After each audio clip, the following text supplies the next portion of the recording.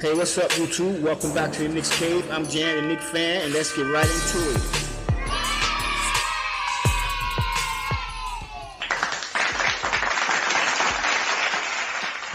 Hey, what's up, YouTube, and welcome back to the Knicks Cave. I'm your host, Jan, the Knicks fan, and let's get right into it.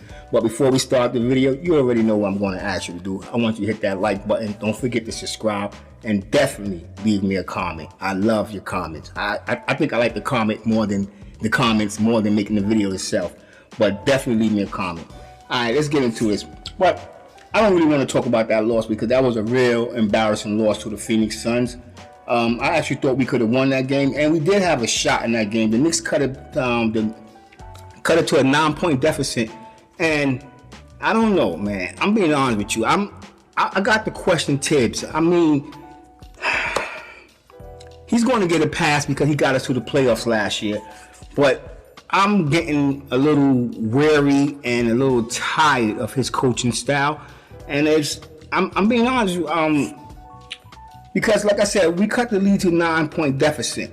You see that your starters are fatigued because they started turning the ball over. You call a timeout and you send the same people back into the game, and then we go down by, we go down by 20-something points. And you sit there and watch it as the scores is piling up. You don't call a timeout. You know what I'm saying? I don't know what your strategy was. I see that you left half of the bench in down there for the whole fourth quarter. But come on, the bench can't keep coming and pulling us out of spots, especially if we're 20 points down. How do you expect the bench to come out and get us back in the game when you could have used that opportunity when we was 9 points down to put the bench in, fresh legs, battling against some people that have been running up and down the court all the time? That's all I have to say. I want to just get past that game because, like I said, it was a real embarrassing game. Julius Randle didn't score in double digits. I mean, quickly scored 16 points. It was one of his good games. Evan Fournier had a good game. Evan Fournier came out and made three. His first 3 shots was 3-pointers, and he made them. And then they just went away from him. This is what I mean about Julius Randle trying to hog the clout. I mean, some people like to say clout chasing. That's what I think. I don't think Julius Randle want to share the spotlight. He came to New York. He heard all the cheers, the accolades that come with it. He just don't want to share the spotlight. I'm just being honest. That's how I feel. Now let's get to this goddamn Atlanta Hawk game. That game got me heated. I'm not gonna lie, because we could have won that game. If not win the game, we could have made not look so bad. He could have put the bench in. Quickly came in making shots. Brooks came in playing good defense. Noel, I think we overpaid him. I'm gonna be honest with you. I know he hurt right now, but his basketball IQ is just as worse as Randle, and I'll get in that later on down the video. But let's get right into it. We got the Atlanta Hawks tonight, and we got to do something because the Atlanta Hawks, they started the season off a little funky, but they have been on a tear lately, and we're gonna have to do something to stop that. That's all I'm gonna say. And the way that the coach is coaching, because the players would be, I'm not gonna lie to you, boy. I'm hot like a goddamn stove. Listen, here's my analysis. All right. Tibbs is going to ruin this team. And like I said, he might get a pass because he got us to the playoffs last year. We didn't make the playoffs in a minute, but he's going to ruin this team. He's not letting nobody get no burn when clearly that you need to put some fresh blood in there. Like I said, I don't know what's going on in practice, but like Allen Iverson used to say, practice. I mean, I practice when I play ball, and I always had a better game when I practice. You know what I'm saying? Because practice, some people don't really like to go too hard. They don't want to get hurt. You're going to try some moves. But these guys are starving to play. And then when they get on the court, they're so, what I mean about Tibbs going to lose the team, they're so worried about getting yanked out the game that they can't concentrate on making shots. You know what I'm saying? If they come out and miss 1-2 baskets, he's yanking them out. He's not even giving them the time. As you see, Quentin Grimes he missed 2 shots, had a couple of fouls. But when you hold somebody out and they're so anxious to get in, all I'm going to say, this guy's going to ruin our team. I mean, he brought us to a little, what's the word I'm looking for? Respectability. But, man, listen, I'm being honest. He's going to ruin whatever he built on last year, he's about to ruin because he's stuck in his old coaching ways. You know what I'm saying? Julius Randle is not a superstar. And I'm gonna be honest with you, all my Knickerbocker cave dwellers out there, we overpaid that man. I mean, we could have gave him that $70-something million. He would have been happy, but I guess they wanted to make it look like we didn't get this person, Kevin Durant, Kyrie Irving. Let's go spend $100 million on somebody. We overpaid Julius Randle, because Julius Randle basketball IQ, and every time you watch the game, each game you see that his IQ for basketball is like this big. He can score, yeah, he can score, but he don't know when to pass out a double team. He can't anticipate the double team, and he's killing the flow of the team. That's basically it. And then you have a player who thinks he's a superstar but not a superstar. And then you have a coach that he fell into the hype, his own hype. He fell into his own hype. That's how I see it, because he's sticking with, I don't know. I'm being honest with you. He lost the game other than the players not showing up, but the players did show up. If this man, our super coach, our coach of the year, Tom Thibodeau, was to put together a good strategy when we go out and play teams, especially of the caliber of the Phoenix Suns, we will have better chance. He just go. It seems like he go out there. This is what we're gonna do. This is what we're gonna do. He run double teams too much. I mean, the Knicks are double teaming and they're not getting back on the man because they're double teaming too much. Let the man defend one-on-one, and then have Mitchell Robinson or New Orleans being the backup. I wouldn't be mad if the guy get an alley dunk or whatever. But with the double team, it's leaving the people open on the perimeter, and they kill us with the 3 points. Devin Booker came out. Devin Booker's had a good game, so it's really nothing you can say about the way Devin Booker played, because RJ Barrett was playing decent defense, but he was making shots.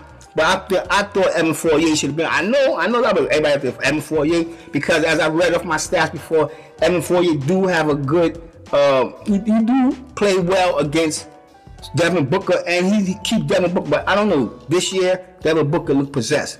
All right, let's get into the Atlanta Hawks. Like I said, another team, and we're gonna have to find another team with a red hot team, but we're gonna have to find another way to limit Trey Young. I know I said we had to limit Chris Paul, and we did to the fourth quarter. We did. Trey Young, he's one of the best point guards in the league today. He's averaging 25.6 points a game, 9.2 assists, and 3.6 rebounds over 35 minutes a game. He averaging nearly more than 10 points than the second leading scorer on the team, which would be John Collins. We're gonna have to, that's going to be our weakness, because Mitchell Robinson don't like to go out and play that perimeter, and he loves to shoot that 3. So I already see him scoring 20 points, John Collins. I'm being honest with you, because Mitchell Robinson is not going to come out there paint to defend him. Young is hitting on nearly 39% of his 3-pointers from downtown. He's shooting 46.5% from the field, showcasing incredibly efficient at a high clip. I mean, this man is getting busy this year. If the Knicks can't utilize, what the Knicks going to need to do, they're going to need to utilize that press defense. And this is a game where most likely, I think this is a game that Emmanuel Quickly should start, but Emmanuel Quickly probably be the first point guard off the bench, because Derrick Rose, matter of fact, he should be starting, because Derrick Rose and Kemba Walker is out. And so Emmanuel Quickly should be starting. I want to see how he's going to do that. He's going to be Burks, Emmanuel Quickly. But either way, McBride should be getting some run. And I guess he figured that he was going to keep Derrick Rose was out the other game. He's going to keep Kemba Walker out, because he did let McBride play a half a quarter, 4 minutes of a fourth quarter. So I guess he wanted to see him. Them first few minutes, you can see that McBride's a way better defender than Kemba Walker and Derrick Rose. He's more spry. He got a better shot. And he's younger. God damn it, he's younger. All right.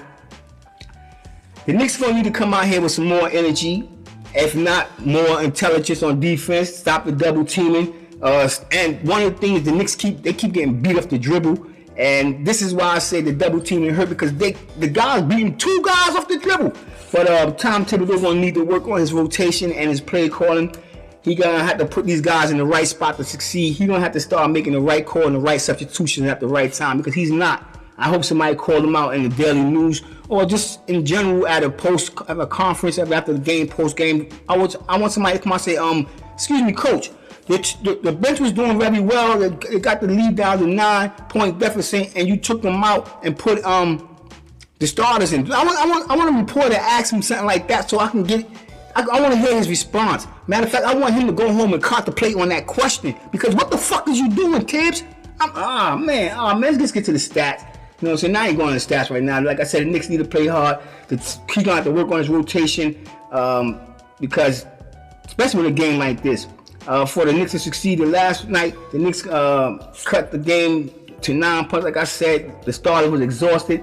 He left them in there. The Suns went on a 20-point run. Then he decided to put the bench in. And whoever plays and calls that our coach, our super coach, our coach every year, Tom Thibodeau, his offense is too predictable because he basically put the ball in Julius Randle's hand and said, go. And then everybody just standing around because they don't want to cut, because if they cut and move, Julius Randle's not an accurate passer.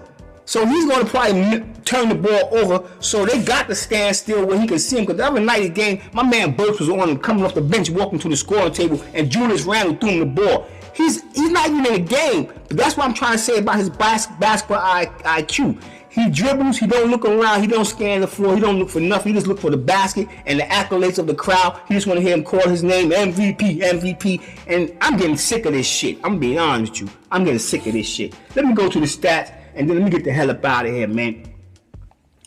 Alright, leading scorer on the Hawks is Trey Young. Leading rebounder is Clint Capella.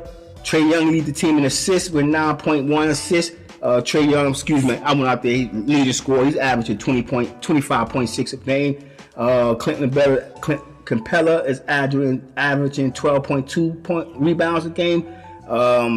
Cam Reddish lead the team in steals. He's averaging 1.1, and Clint Capella in blocks. He's having 1.4 blocks a game. And let's see what they average in the game as a team. They score 111 points per game. And they're shooting as a team. They're shooting 47% from the field, 89% from. Actually, they're shooting 47%. They're shooting actually. Whoa. That's attempts. All right, I'm about to say 97. You guys gonna kill us, but it's 47% from the field. They shooting 3 points made. They attempt at least 11 as a team. They're shooting 37% from 3-point. From the free throw line as a team, they're shooting 80%. The Knicks is gonna have to play some good defense. They're gonna have to do what we hope they can do and hold Trey Young down. Let's go over to the Knicks real quick. Julius Randle, his points is dropping. He's averaging 19.8 points a game. He's leading team rebounds. He's leading the team in assists. And he's only leading the team in assists because he's playing the power point. Come on, and it's 5.1. And you know he's leading the team in turnovers as well. Kemba Walker leads the teams in steals, 1.1. Mitchell Robinson in blocks, 1.6. The Knicks, as a team, they score 106 per game. And we're shooting as a team right now 43% as a team from the field. From 3-point land, we shooting as a team 36.5%.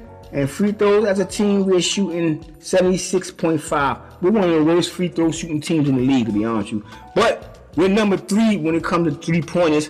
And our bench is. I want to do a little correction for my other video. I said that the Knicks had the number 1 bench in the league. No, we don't. We had the number 3 bench in the league. But I still feel the Knicks bench can compete with anybody in this goddamn league. That's just how I feel. The Knicks gonna have to do something interesting in this game tonight. That's all I got to say. Is there a way?